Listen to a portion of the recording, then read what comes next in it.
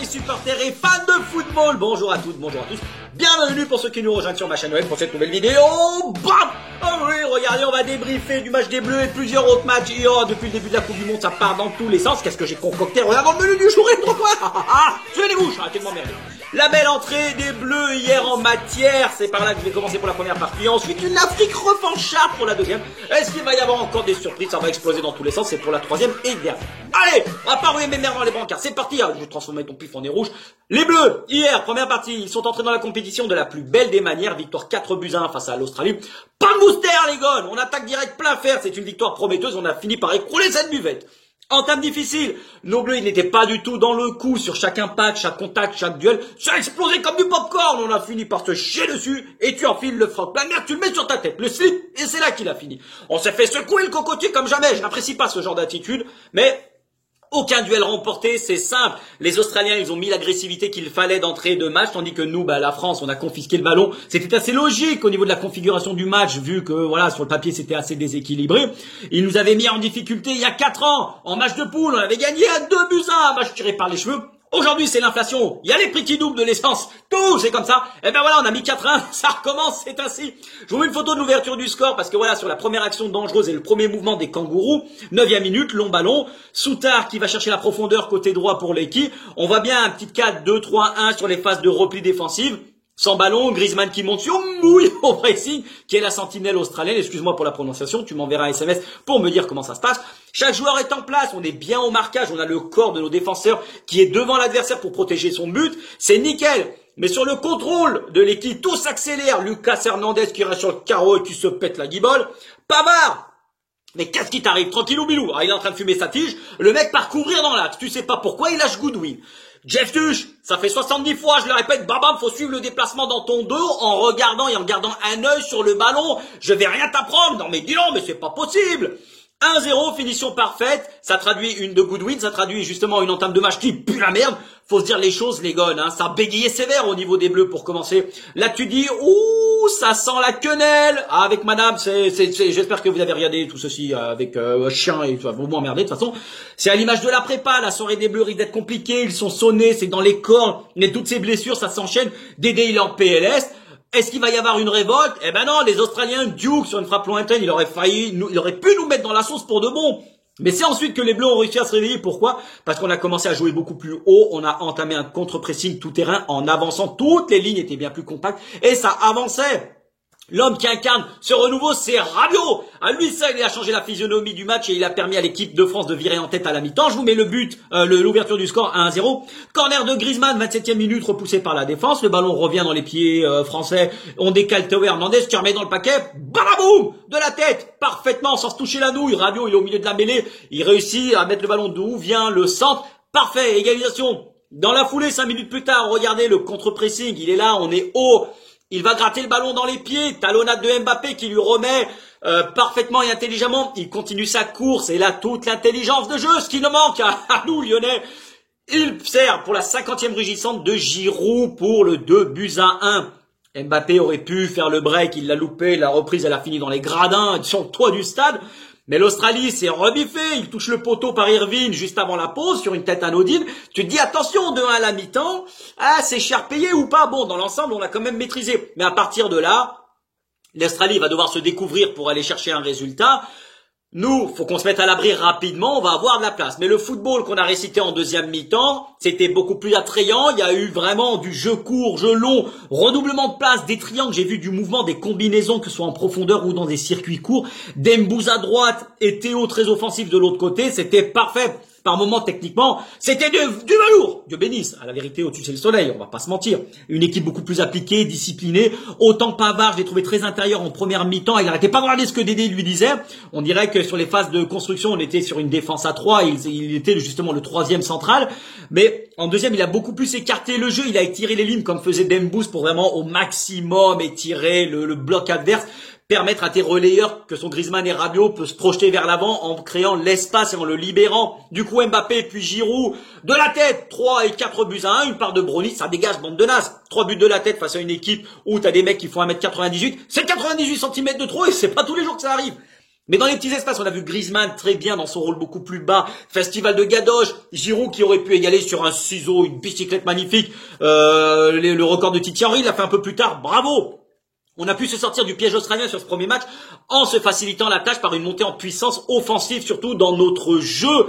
Les offensifs, justement, c'était du feu. Il y a deux ailiers qui ont fait énormément de mal en provoquant sans arrêt.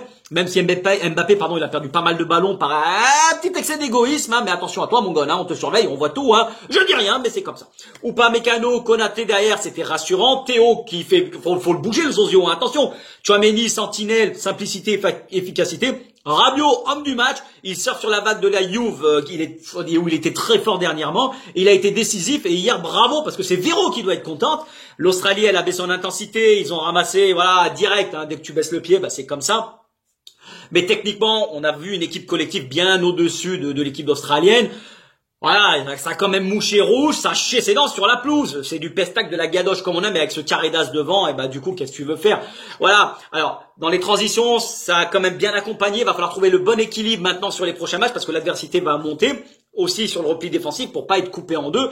Mais qu'on arrête de geindre, merde! Non, je veux pas entendre c'est l'Australie, mais maintenant, non, du moment où t'es qualifié en phase finale de la Coupe du Monde, c'est que t'es une très bonne équipe. C'est pas suite à un pèlerinage à Lourdes, préfère vous le dire.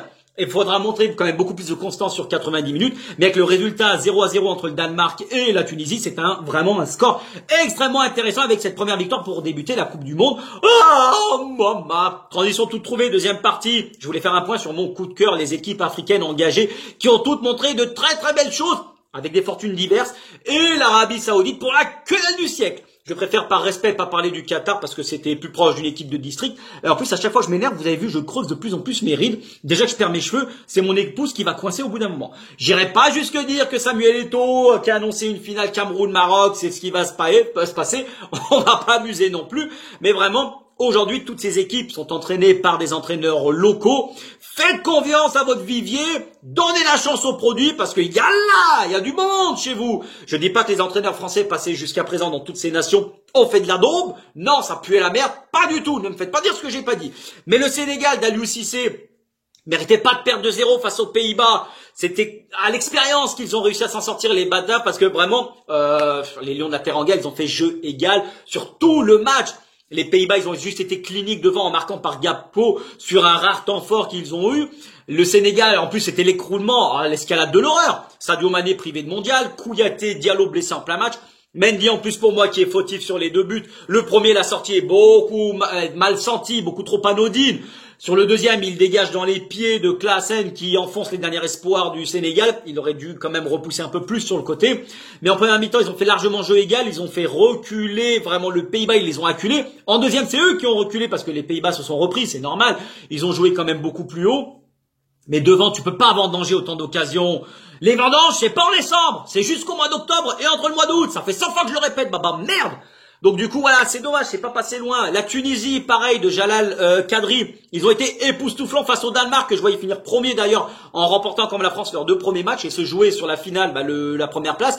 Un match nul largement mérité, ça aurait pu tourner en faveur des 2 équipes sur cette rencontre, mais quelle agressivité positive. Une équipe qui a tout donné pendant 90 minutes en mouillant le maillot jusqu'au bout. Ils n'étaient pas venus en touriste, je préfère vous le dire, pour acheter des sabbats ou des babouches, les aigles de Carthage et faire du chameau dans le désert. Non, regardez les photos, vraiment, c'est cette présence monstrueuse de toute une équipe sur toute la largeur.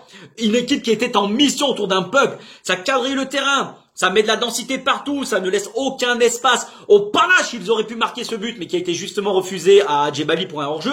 Il y a eu de l'envie, de la générosité. Le Danemark a été méconnaissable en partie ou à cause, grâce à la Tunisie. Impossible de bouger ce bloc ultra compact symbolisé par cette merveille de joueur. Laïdouni, Tonton. Pour ceux qui me suivent, Tonton, c'est Olas. Mais si moi ce joueur, babam, propose-lui du couscous à volonté toute l'année ou des babouches, des remises, j'en sais rien. Mais son abattage, sa qualité de récupération et sa capacité à se projeter sur les transitions vers l'avant sans arrêt, ça se mouche pas du coude. Pendant 90 minutes, lui, comme tous ses compères, ils ont tout donné. Et nous, de notre côté, il va falloir répondre à cet impact physique parce que sinon on va passer pour des bananes et des trompettes. Prochain match, c'est France-Tunisie, c'est samedi d'ailleurs. Donc attention, hein. Il y a le Maroc aussi, le Regragui. Franchement, mais tout à l'heure, face à la Croatie, qui ont été méconnaissables. Moi, j'avais pronostiqué que les vice-champions du monde allaient sauter, préfère vous le dire. Mais regardez cette photo. Pareil. Les mêmes ingrédients que la Tunisie, de la solidarité, du courage, du talent aussi, parce que ça joue au ballon. C'est pas tout, voilà. Tout le monde derrière, on met des grandes chiches à la 6 quiches devant. Tactiquement, les Lombiatas, ils ont éteint les croates de Modric. Ils n'ont très rarement été dangereux. Encore une nation africaine qui a tenu tête à l'Europe, mais avec la manière. Les stades acquis à la cause des représentants africains ou arabes. Les équipes tapis dans l'ombre dans une ambiance incroyable. C'est ça qu'on aime. Peu d'action du côté de la Croatie qui n'était pas inspirée, mais une équipe marocaine qui a bloqué tous les circuits courts de passe, surtout autour de Modric. Il y a eu des prises à deux, de la densité au cœur du jeu. Bravo! Pour finir, l'escalade de l'horreur, l'Arabie Saoudite qui a assommé l'Argentine, favorite du mondial. Surtout que c'est mérité, les gones. 1-0, pénalty de Léo Messi, très très généreux. Ah d'ailleurs, attendez, moi je vais le sortir, hein, non mais du con, hein, je gâtouille. BAM!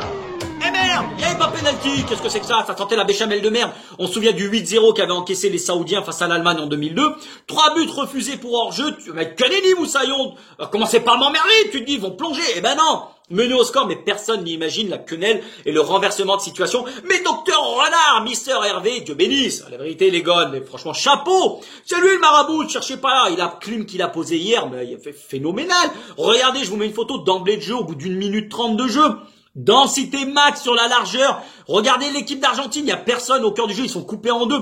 Ils vont devoir jouer sur leurs individualités en espérant créer un exploit. Ils ont serré les miches en première pour rester en vie, parce que voilà, mais ils se sont donné les moyens d'y croire. Au retour des vestiaires, tu fermes ton clap de merde, et bam! Ils les ont dessoudés, merde! Mais s'il disait à la mi-temps, c'était un match qui était un peu bizarre, et ils l'ont pas vu venir, mon con, un partout. Messi pris à la gorge, regardez au milieu de terrain, ils sont 3, 4 autour de lui, transition directe, profondeur. Malki, qui lance, Al-Shiri, mésentendu d'Otamendi et Romero, finition impeccable, c'est mérité. Les Argentins, ils sont sonnés dans toutes les têtes, c'est mort, tu deviens chibré. La foule en délire, 5 minutes plus tard, le stade il a fini sur toi, 2-1, frappe repoussée qui revient dans les guibolles, Al-Dawsari, excusez-moi pour la prononciation, pareil, tu me diras comment ça se dit.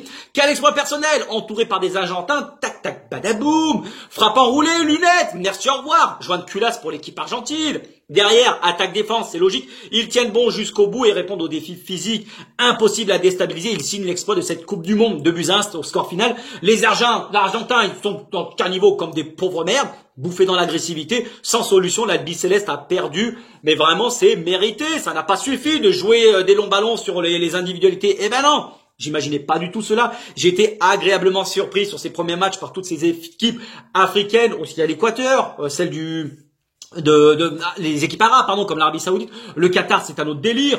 L'Iran, bon, ils se sont fait dessouder, ça arrive. Mais de la détermination dans des petits matchs, en Coupe du Monde, peu importe la différence entre les nations, du moment où tu mets la tête sur le terrain avec de l'envie, de la détermination, un esprit guerrier, il y a plus de petites équipes. Et un grand bravo à vous toutes qui ont fait le jeu, qui pour l'instant s'en sortent avec plus ou moins de réussite.